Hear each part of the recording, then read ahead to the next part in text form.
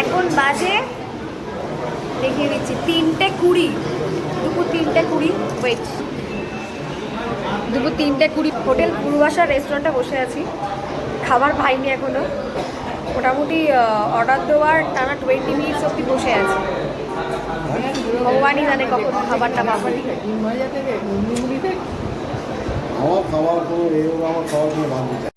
So hey guys, this is Tuktuki from City of Joy, Kolkata, আমাদের ভালোবাসার শহর। Welcome back to my channel Tuktuki's daily blog.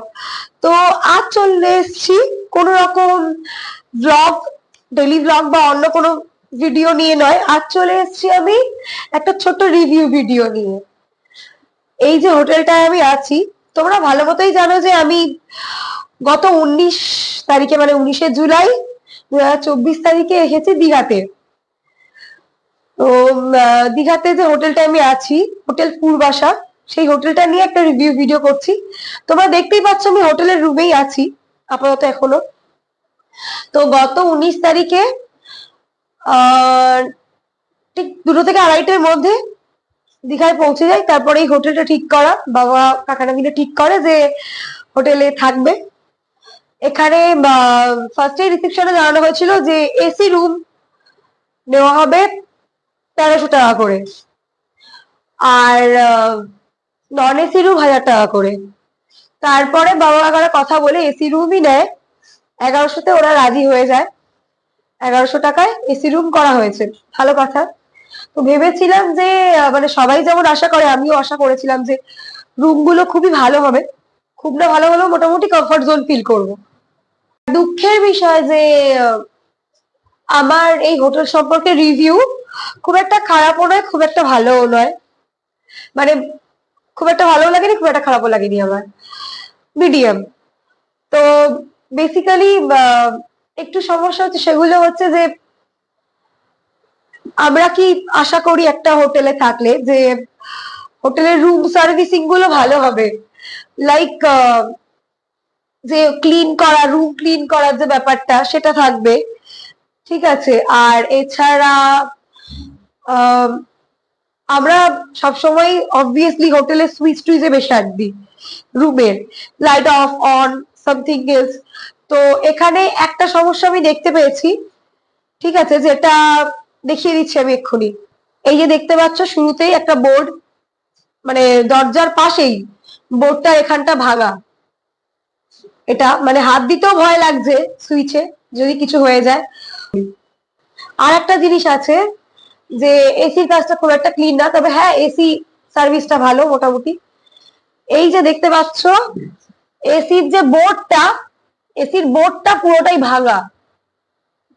এই বোর্ডটাতে আমাদের বলা হয়েছিল যে এসির কোনো রিমোট আমাদের দেওয়া হয়নি।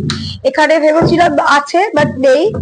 এসির বোর্ডটা বলেছিল যে এই যে রেড সুইচটা দিয়ে অফ করতে, দেখতেই পাচ্ছ আমি পুশ করছি বাট রেড সুইচটা পুরোটাই লক। ভালো করে দেখাচ্ছি আরো, এই যে এসি সুইচটা মানে সম্পূর্ণ অফ আর কি, লক হয়ে আছে, ওটা না হচ্ছে অন না হচ্ছে অফ। আর ওরা এটা জানিয়েছে যে এইটাকে এইটাকে মানে আমি হাত দিয়ে করছি না, এইটাকে পুশ করলে এসি চলবে। এই যে দেখতে পাচ্ছ এই 3 পিনটা পুশ করলে চলবে, এই 3 পিনটা ধরে আবার টানতে হবে, তাহলে এসি অফ হয়ে যাবে, ঠিক আছে।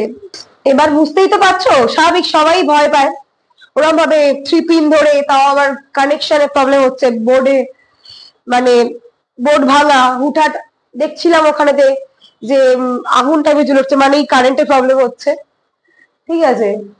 তো স্বাভাবিক এটা কেউই চাইবে না যে আমরা এখানে এসে বিপদে পড়ি, ওইগুলো টানাটানি করতে গিয়ে বা সুইচে হাত দিতে গিয়ে কারেন্ট খাই কিংবা কিছু। এই একটা প্রবলেম এখানে দেখা দিয়েছে। আর তার উপরে আর একটা জিনিস যে এখানকার রুম, বেসিক্যালি আমি যেখানে যেখানে গেছি কি হয় যে রুমটা আসার আগে হয়, যা মানে লোকজন আসার আগে হয় রুমটা ক্লিন করে রেখে দেয়, আর নয়তো প্রতিদিন একবার অন্তত এসে রুমটা ঝাড়ু দিয়ে যায় আর কি।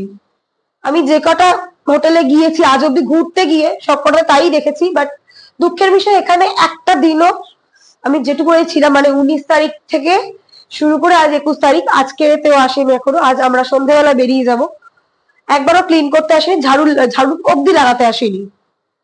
দেখিয়ে দিচ্ছি তোমাদের রুম কন্ডিশন। এই যে ফ্লোরে এখানে ওখানে সব জায়গায় চুল টুল সব পড়ে, ইভেন এখানে পামোছাড়াও ঠিকঠাক নয়। আর কিরকম বলবো, আমরা আসার আগে থেকে এইসব নোংরা গুলো ছিল। বেসিক্যালি এগুলো আমরা আশা করি না।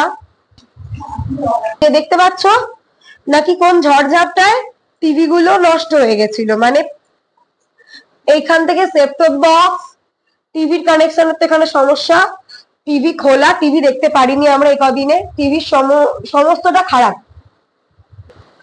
হ্যাঁ, রুমটায় একটা জিনিস ভালো ছিল যে আমাদের আসার আগেই মানে বেড কভার আর পিলো কভারটা নিউ লাগিয়ে রেখেছিল, সেটাও দেখিয়ে দিচ্ছি।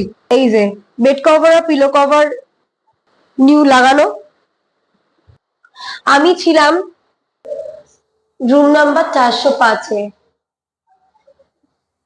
এই যে আমাদের হোটেলের বাইরে, সরি রুমের বাইরে এরকম চারিদিকে ময়লা থাকে, ক্লিন করে না।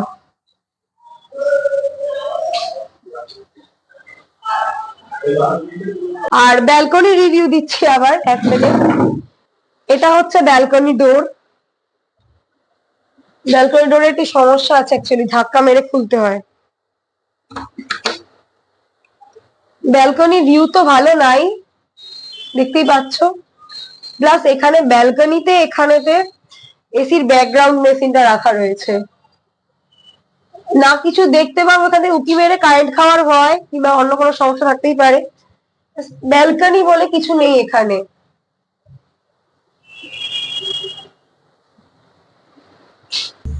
ইভেন আমার মা বাবাই আমি তিনজনেই রিসেপশনে গিয়ে মোটামুটি 5-6 বার ফার্স্ট দিন থেকে বলে এসছি যে মাস্ট